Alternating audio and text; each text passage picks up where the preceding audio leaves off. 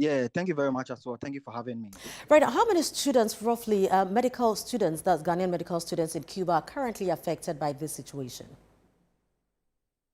We are roughly currently about 100 Ghanaian medical students here in Cuba.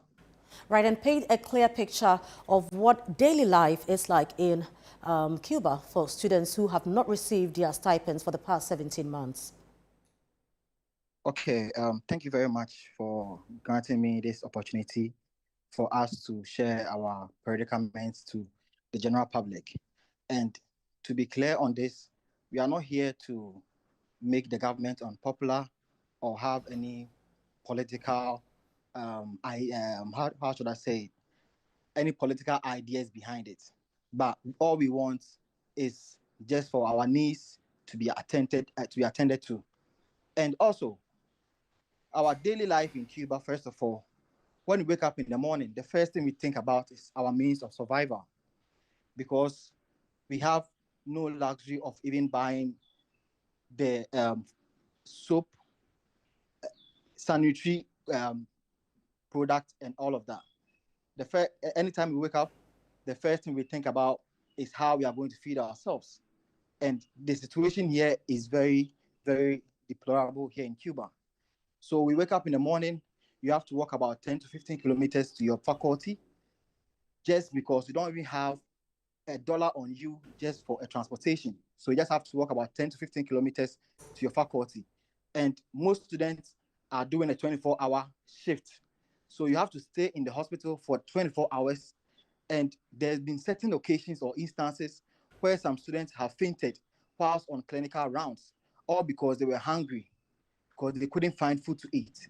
And most students here in Cuba have borrowed money from their colleagues from most other countries. And now, when they are going to the hospital, some of them need to hide because they are afraid of being shamed at. So you just have to hide and hid yourself to the consulting room because you don't want your colleague, doctor, to see you and embarrass you in front of patient because you owe him a huge sum of money. So all we do is hide ourselves, go to the consulting room, attend to our patients. Even attending to patients, we are hungry ourselves.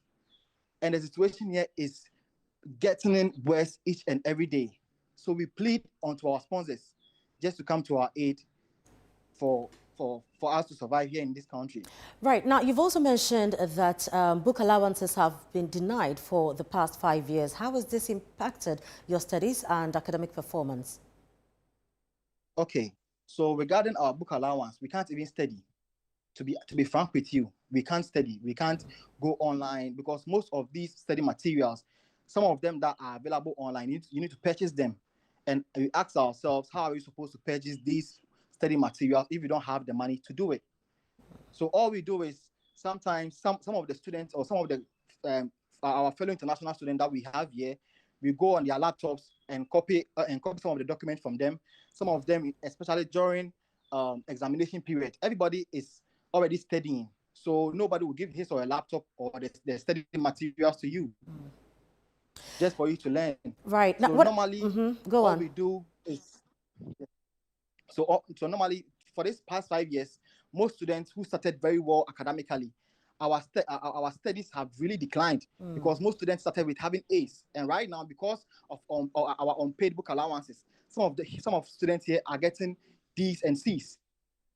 So what has the Scholarship Secretariat been saying about all these? Well, so the last time we engaged with the scholarship secretariat, which was about a month ago, they told us that they are sending the money to us, and these are the same reasons they've been giving to us for the past 17 months now. The only time they talk to us is, oh, they've been sending the money to us, and a month will pass, nothing, no news. And when we text them, sometimes we get no response. No response from no our sponsors. We try to always make sure we do the right thing by engaging our sponsors first. But anytime we try to engage with them, no response. Till now, anytime we try to send messages, emails, no response till now. And now we are left with no choice than to come to the media to amplify our predicament. Right. So what would you attribute this to? Because it's gone on for some time now. Do you think that the Secretariat, Scholarship Secretariat, is just being negligent, or you think this is genuinely government not having the funds to send to you?